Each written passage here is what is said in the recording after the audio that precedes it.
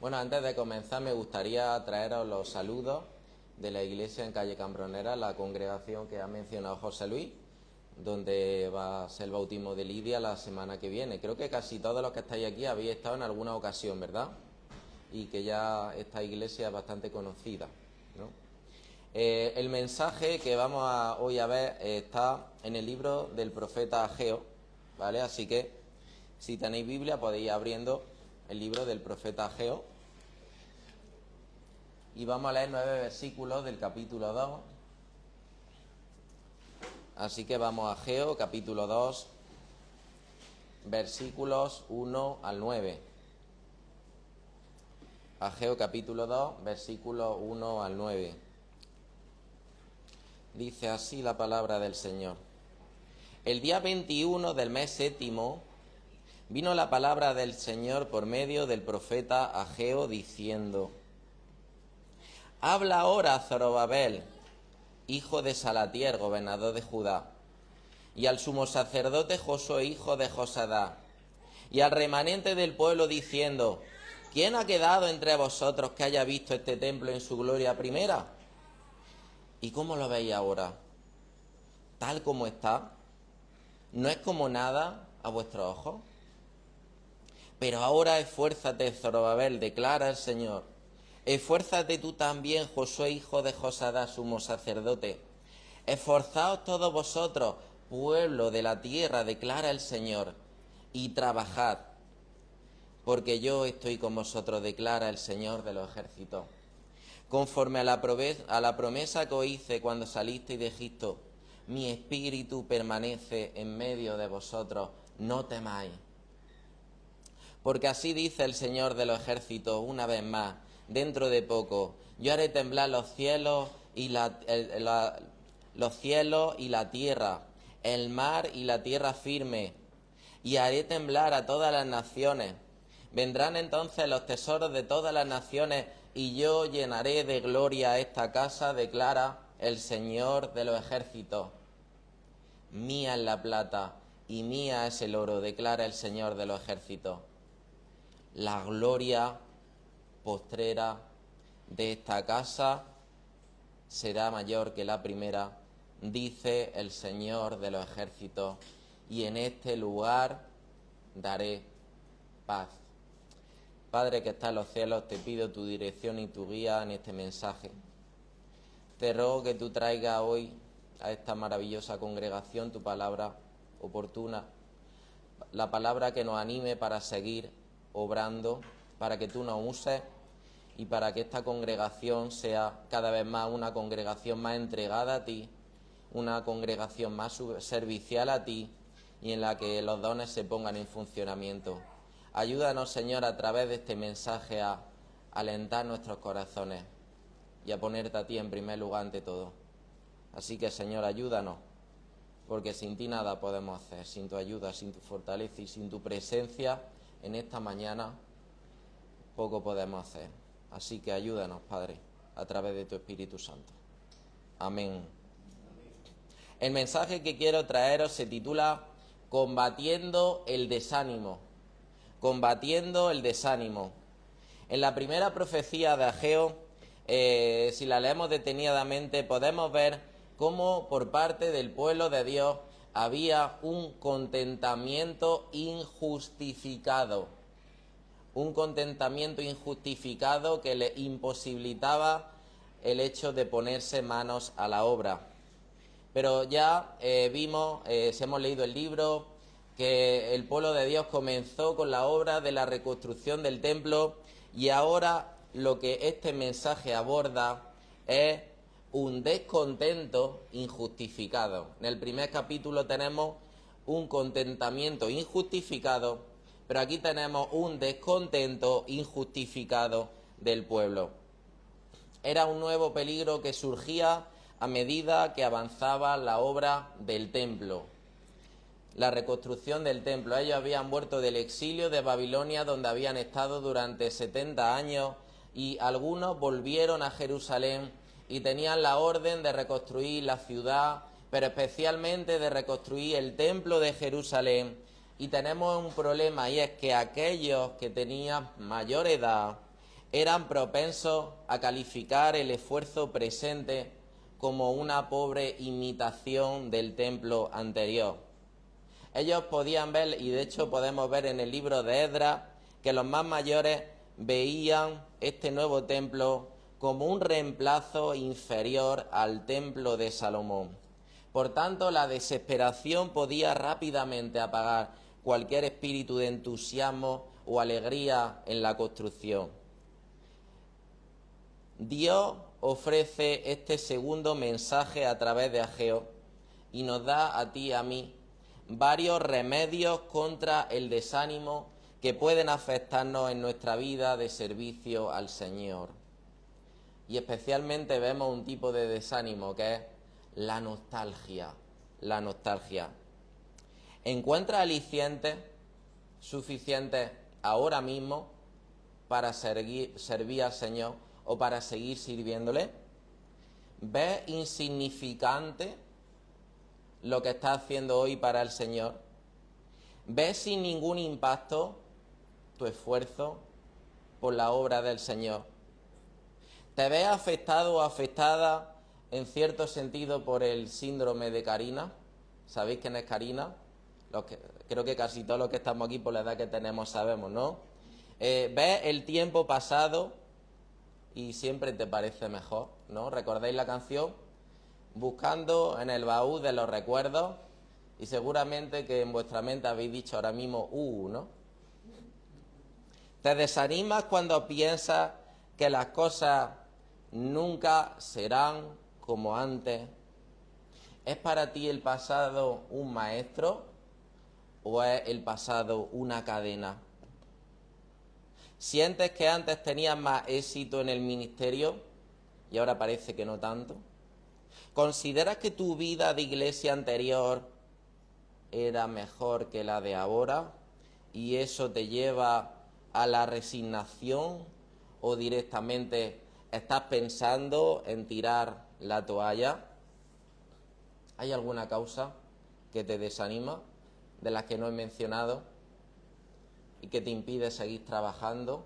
¿O estás trabajando y lo estás haciendo por hacer? Este mensaje es para ti, si te sientes de esta forma. Y en primer lugar, en los versículos 1 y 3 podíamos hablar de cómo es nuestra visión de la obra de Dios, desde el punto de vista humano. Es nuestra corta visión la que nos desanima, la que nos atrapa a veces en el pasado, y entonces nos quedamos allí. Nos quedamos con nuestra mente y con nuestro corazón en el pasado y no avanzamos. Hemos leído en los versículos 1 al 3 de Ageo 2, dice: el día 21 del mes séptimo, y esto es aproximadamente 4 semanas después del comienzo de la reconstrucción, dice: vino la palabra del Señor por medio del profeta Ageo, diciendo: habla ahora a Zorobabel, hijo de Salatiel, gobernador de Judá, y al sumo sacerdote Josué, hijo de Josadá, y al remanente del pueblo, diciendo: ¿queda alguien entre vosotros que haya visto esta casa en su antiguo esplendor? ¿Qué les parece ahora? ¿No la ven como muy poca cosa? Y aquí el profeta está comparando la belleza del anterior templo con la del nuevo templo. Parece que aquí el profeta está abriendo de nuevo sensibilidades que había en el pueblo. Y lo está haciendo en una fecha señalada. Esta fecha que vemos aquí era el último día de la fiesta de los tabernáculos. Y además en este mes, si miramos el calendario hebreo, se habían celebrado una multitud de fiestas muy importantes para el pueblo de Israel, como era el Año Nuevo o fiesta de las trompetas. Se había celebrado el día de la expiación y fue también en este día cuando se inauguró el anterior templo, el templo de Salomón. Y yo creo que aquí el profeta está haciendo estas preguntas de forma intencional en ese momento. En este momento tenemos a la gente más pendiente del avance de la obra, porque es un tiempo de fiesta. Era en el templo donde ofrecían esos sacrificios en las fiestas, ¿no? Y claro, como ya sabéis, cuando hay fiesta, ¿qué es lo que hacen los constructores? Estaban parados. Así que la obra en ese momento estaban paradas. En este día el sentimiento de nostalgia se estaba acentuando más en el pueblo más veterano. Estas preguntas que Ageo está haciendo reflejaban el sentimiento de los más mayores del pueblo, que podía traducirse en: este templo no es tan bonito, este templo no es tan lujoso, ni tampoco este templo es una construcción tan buena, ¿no?, como la de Salomón. Y además no tenemos recursos suficientes para seguir reconstruyéndolo, como antes sí los teníamos. Y no sé si ahora sientes que tu vida de iglesia era mejor antes que ahora. Puede ser que ahora estés menos cómodo que antes. Puede ser que tu ministerio era más reconocido antes que ahora. Posiblemente hayan sucedido una serie de problemas que te han afectado a tu vida espiritual, que te han afectado a tu ministerio, que te han afectado a tu vida de iglesia, y sientes de corazón que no es lo mismo que antes. Quizás antes servías de alguna manera diferente, quizás tenías mayor responsabilidad o no tanta responsabilidad como la que tienes ahora, y entonces eso te viene en grande, estás cansado, cansada, estás agobiado, o puede ser que ahora estés lidiando con una serie de responsabilidades que, como es muy normal, van de la mano también a una serie de problemas. Te sientes sin recursos, te sientes desgastado. O quizás eres joven, ¿no?, pero contemplas los reveses que otros más mayores que tú han sufrido por la obra de Cristo y no te apetece implicarte demasiado. Sea cual sea tu situación, y aunque lo reconozcas, y creo que Ageo ahí nos está llamando a ser sinceros, a no escurrir el bulto, él no está siendo políticamente correcto, pero el Señor aún así no quiere que te estanques. Él te anima a seguir reconstruyendo o construyendo, a pesar de las dificultades. Y por eso que en el versículo 4, en la primera parte, nos da una exhortación: esfuérzate y trabaja. Puede ser que te sientas así, y así era como se sentía el pueblo, y Ageo lo sabía, pero sigue diciéndole: esfuérzate y trabaja. Y es curioso, porque esta fue la misma exhortación que David le dio a su hijo Salomón antes de construir el templo. Y aquí se la sigue dando en la construcción de este nuevo templo, y se la da al remanente de Jerusalén, al que ha vuelto del exilio. Esfuérzate y trabaja, y no esperes sentado a que vengan tiempos mejores. Esfuérzate y trabaja. Pero claro, ahora lo que estoy diciendo es muy fácil, ¿no?, de decir, pero la cuestión está: ¿de dónde sacamos el combustible que necesitamos para esforzarnos y para trabajar? ¿No? Y en este segundo punto, que está comprendido entre los versículos 4 y 5, nos habla de nuestra ayuda en la obra de Dios. ¿Cuál es nuestra ayuda en la obra de Dios? Y en primer lugar podemos ver en la segunda parte del versículo 4 es la presencia de Dios que nos acompaña. Dios le dijo a Israel que Él estaba con ellos, como le prometió a ese mismo pueblo cuando salieron de Egipto. Este templo ya no tenía el arca del pacto, tampoco tenía la Sequiná, aquella gloria de Dios que venía como una nube, pero el avance de la obra del Señor dependía y depende de su presencia en medio nuestro. La salida de Egipto fue la liberación de ellos, fue la salvación de un imperio que lo estaba maltratando, y Él, Dios, estuvo desde el comienzo con ellos. Y es posible que tú recuerdes tu situación pasada cuando viniste a Cristo. Quizás en tiempos pasados viviste un despertar de la iglesia maravilloso, o a lo mejor la situación incluso de tu familia con respecto a la fe era estupendo, y ahora las cosas no son iguales. Pero hermano y hermana, la misma presencia de Dios sigue acompañándote. La situación ha podido cambiar, el formato ha podido cambiar, pero su presencia sigue contigo. Y Él está con el cansado, Él está con el que no tiene fuerza. En su presencia está lo que necesitamos para seguir adelante. No sé si recuerda a Moisés, cuando él está exponiendo quejas delante de Dios, cuando Dios le está llamando, y entonces una de las quejas de Moisés, y seguramente que recordará, es: ¿quién soy yo para que vaya Faraón y saque de Egipto a los hijos de Israel? ¿Quién soy yo? ¿Y qué le respondió Dios? Le dijo: ve. ¿Por qué? Porque yo estaré contigo.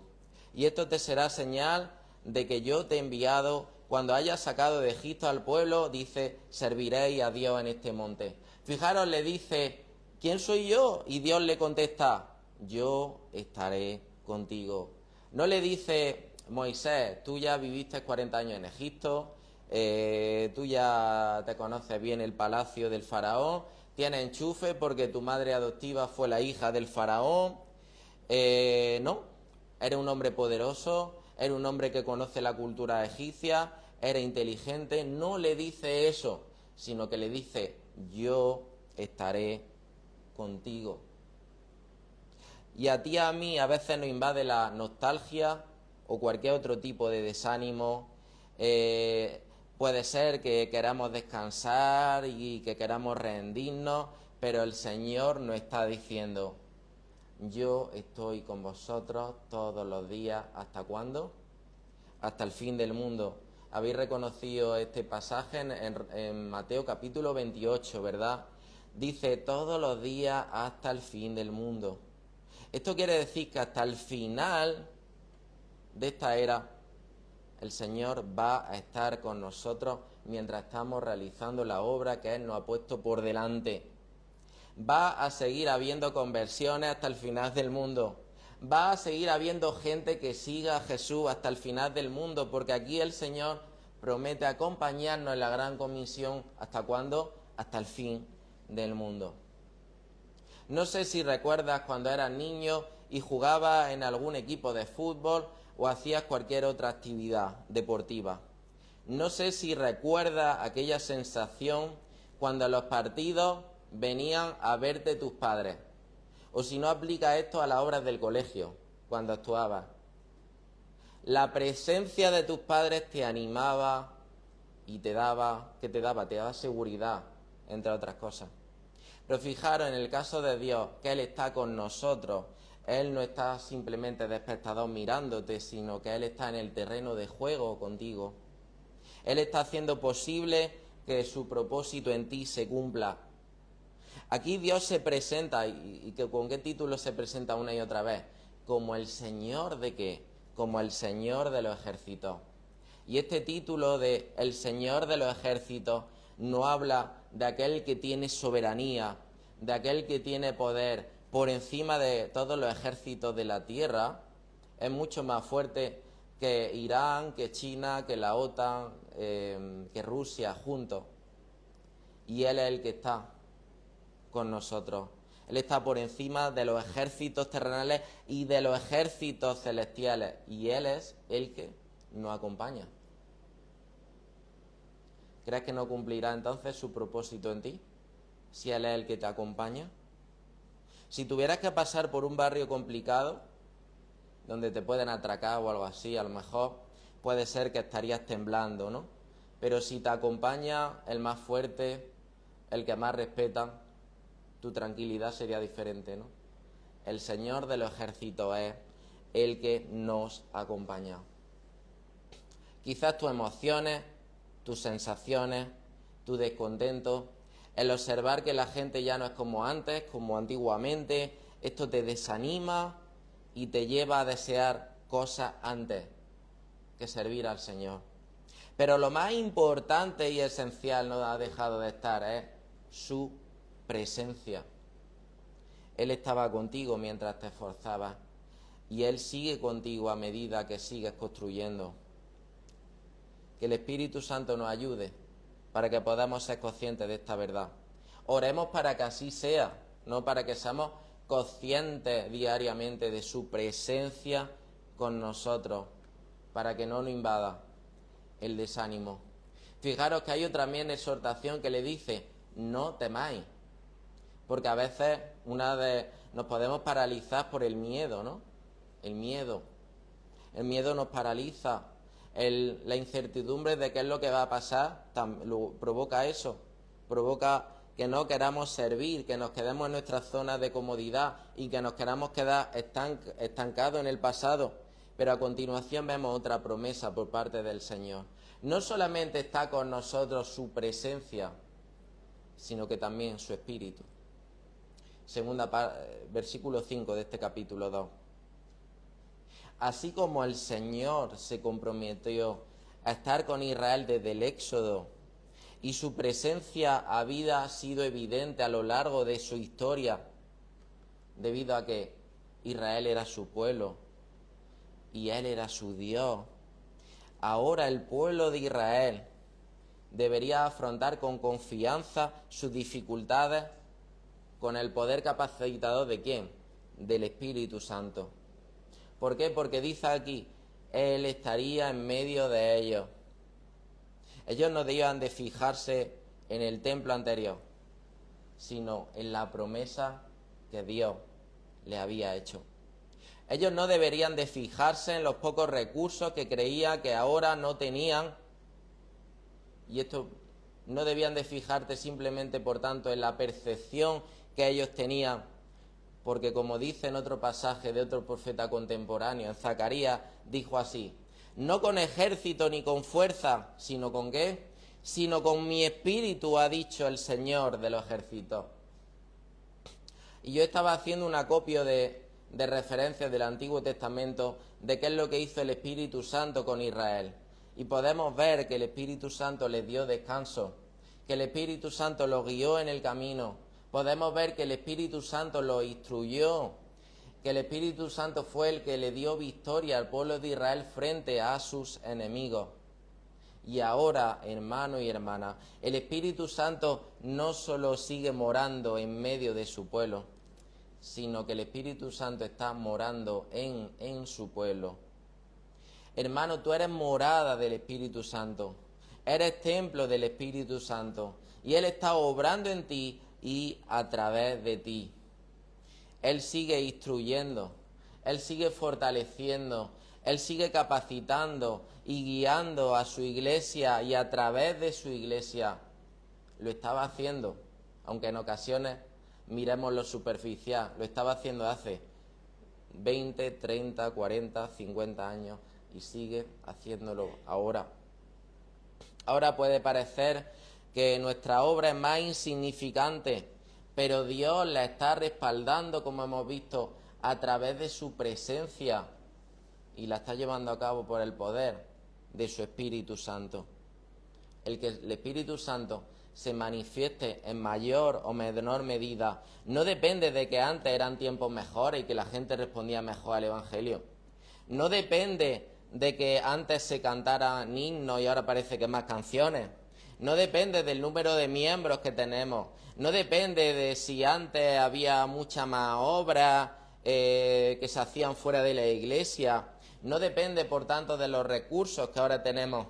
Depende de hasta qué punto tú y yo le damos lugar al Espíritu Santo, viviendo por el Espíritu, andando por el Espíritu, dependiendo de su palabra, dejándonos guiar por Él en todo momento.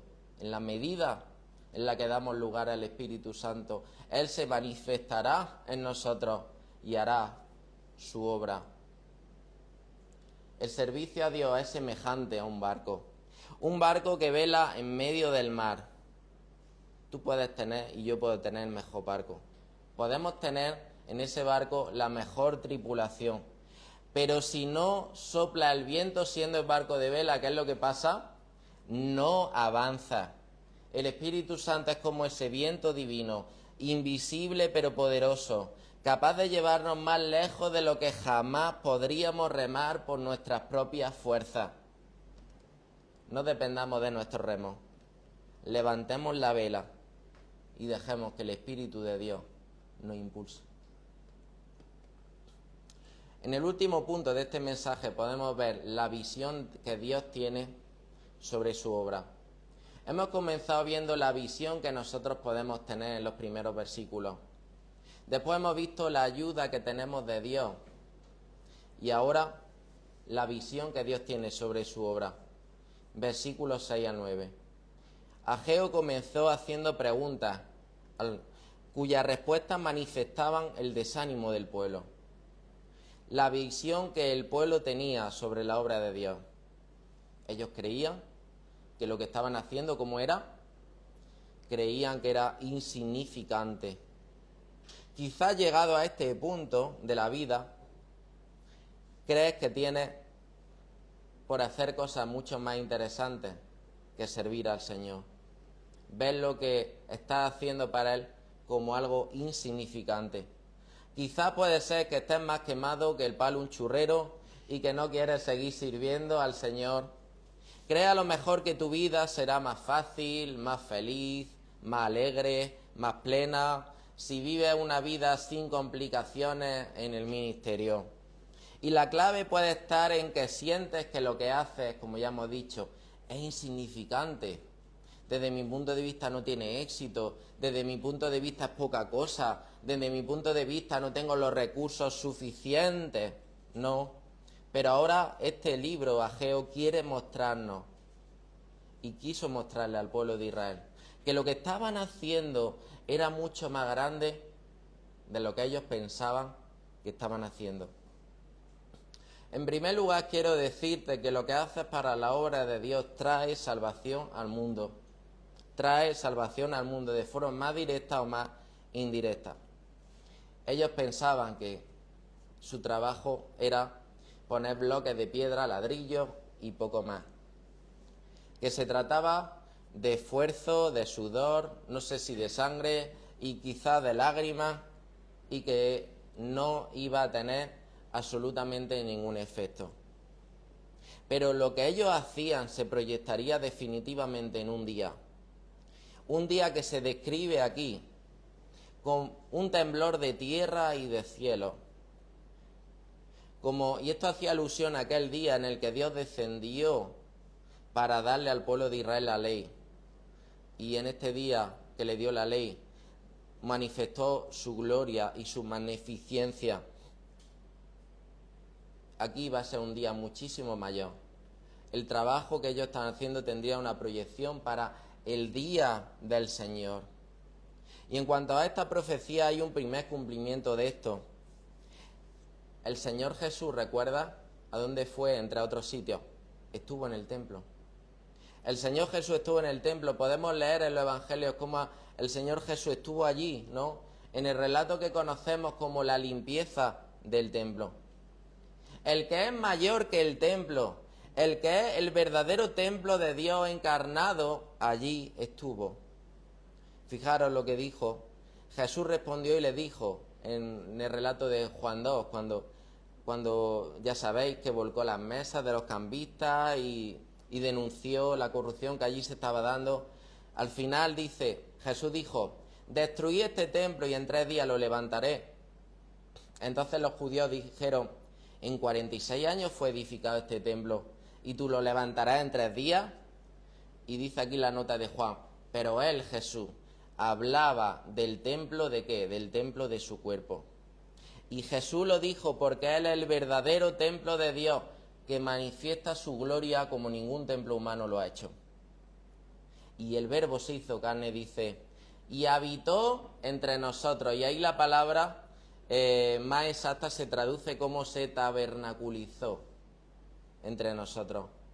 Y vimos su gloria, gloria como del unigénito del Padre, lleno de gracia y de verdad. Y Él es el que manifiesta la gloria más allá que nada, porque Él es la imagen del Dios invisible, porque el que lo ha visto ha visto al Padre, y Él es el que trae la verdadera paz. La paz os dejo, mi paz os doy. No la doy como el mundo la da. No se inquiete vuestro corazón ni tenga miedo. Ellos no eran conscientes de que su participación en la construcción del templo tenía relación con la venida del que sería el templo de Dios encarnado, que trae la verdadera paz y la salvación al mundo. Cuando colaboramos en la obra de Dios, estamos colaborando entonces en llevar salvación a otras personas, en llevar esa paz que sobrepasa todo entendimiento humano. Y sabéis que quizá un día, cuando estemos en la presencia de Dios, nos demos cuenta hasta qué punto colaboramos en esto.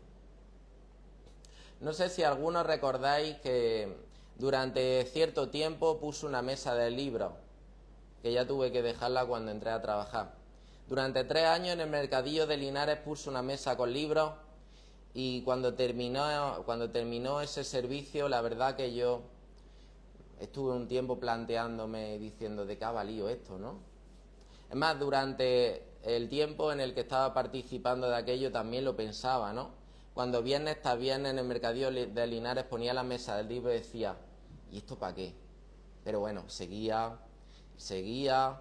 poca gente se llevaba algo, a veces con poca gente podías tener una conversación y la verdad que ya finalicé, ¿no?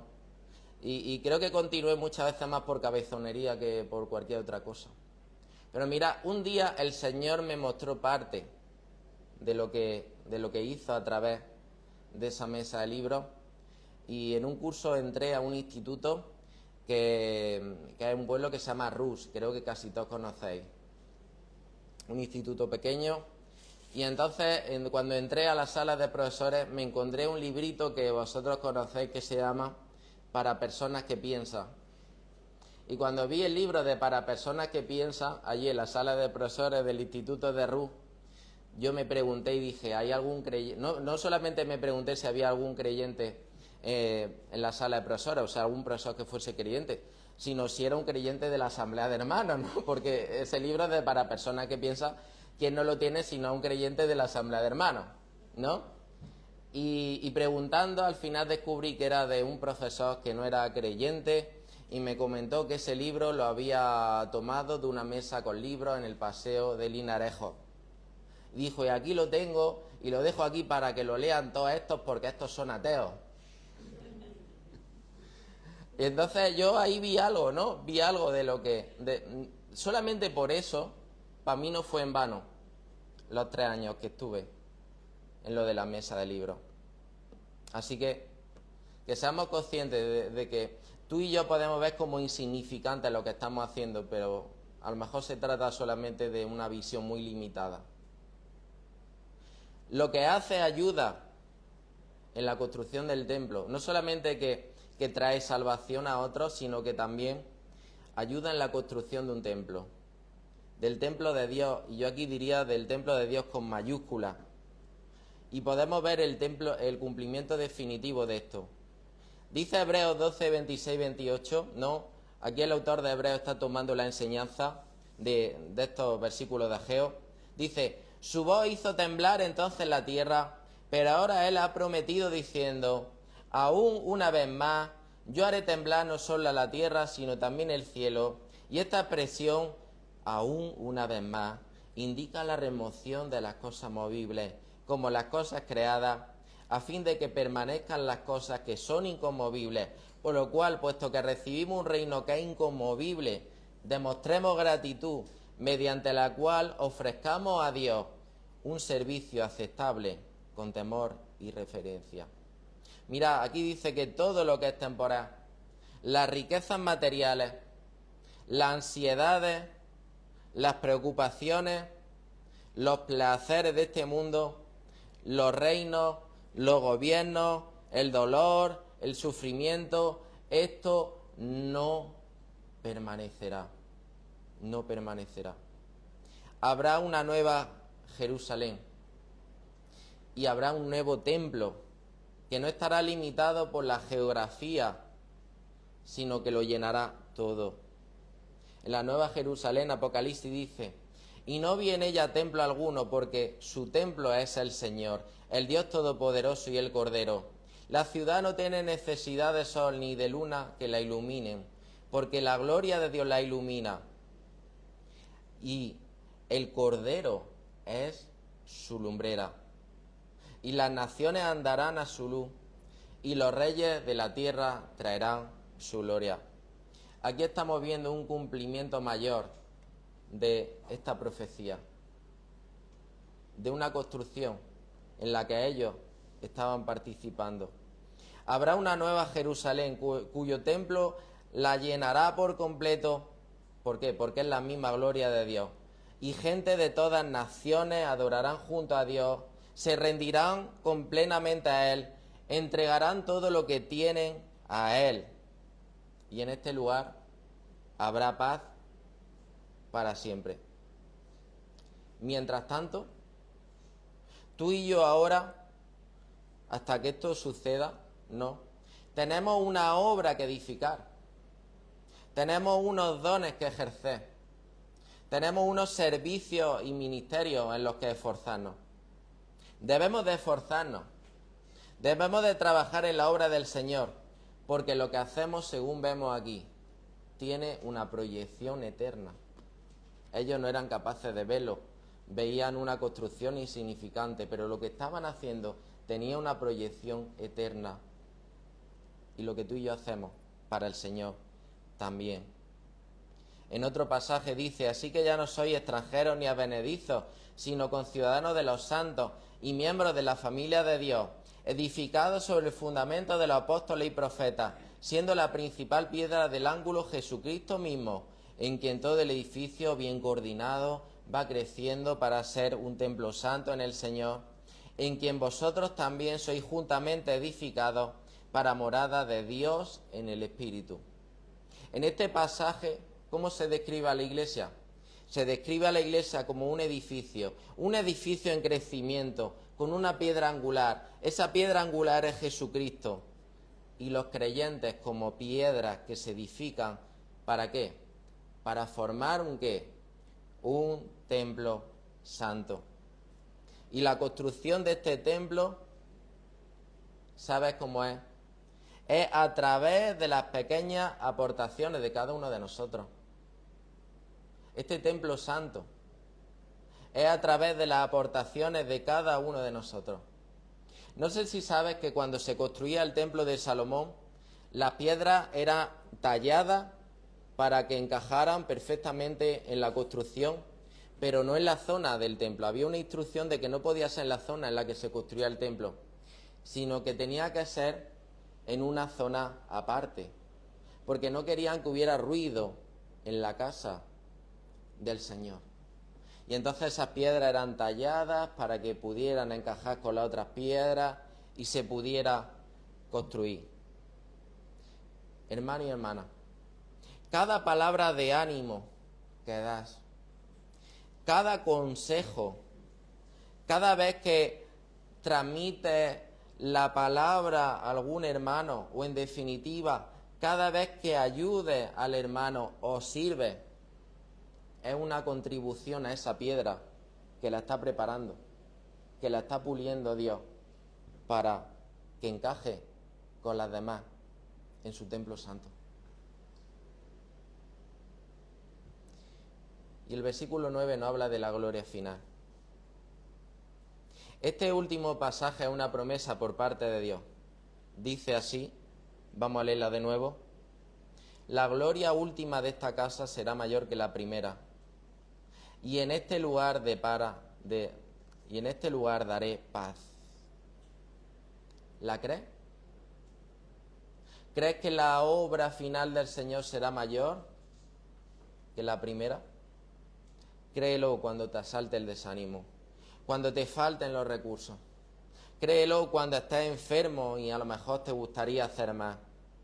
Créelo cuando te venga el síndrome de Carina. La gloria postrera será mayor que la primera. Jesús está edificando su iglesia. Lo está haciendo ahora. Y esto culminará en la máxima gloria posible. Y Él no hace a través de ti, el Señor no hace a través de ti cosas insignificantes. La obra de Dios es parecida a un artista que pinta un mural, pero que ese mural está cubierto por una lona. Los que pasan, ¿qué es lo que ven? Ven solamente manchas y colores sin forma. Pero en el día de la inauguración, la lona cae. Y cuando eso pasa, todos quedan asombrados por la belleza de ese mural. Así será la obra de Dios. Hoy solamente vemos partes, pero un día veremos la gloria completa. y entenderemos que nada de lo que hicimos para el Señor y en el Señor fue en vano. Luchar contra el desánimo es como remar contra la corriente. Requiere esfuerzo, pero cada remada te acerca a la orilla de la promesa. No te quedes mirando el agua que ya pasó, ni te detengas por el cansancio. ¿Por qué? Porque hemos visto que el Señor está en la barca, hemos visto que el Espíritu Santo sopla tus velas y la orilla de la mayor gloria posible está más cerca de lo que tú y yo nos imaginamos. Sigue remando, sigue edificando, porque lo mejor, aunque no lo creas a veces, está por venir. Y si aún no formas parte del edificio de Dios, ven hoy a su templo. Él es Jesucristo, su templo. Solo tienes que ir a Él, no a ningún edificio. Acude a Él reconociendo tus pecados y entregándole tu vida, e irás siendo pulido y moldeado y usado para la construcción de su gran proyecto. Por tanto, hoy te animo a que sigas construyendo. Pero si aún no has empezado a construir porque no eres de la familia de Dios, hoy te animo a que vengas al templo de Dios, al mayor templo de Dios, que es Jesucristo, el cual se presenta a ti manifestando la gloria de Dios para que tú contemples su gloria y para que puedas ser usado con verdadero propósito y puedas gozarte y deleitarte de tener la verdadera paz que sobrepasa todo entendimiento humano.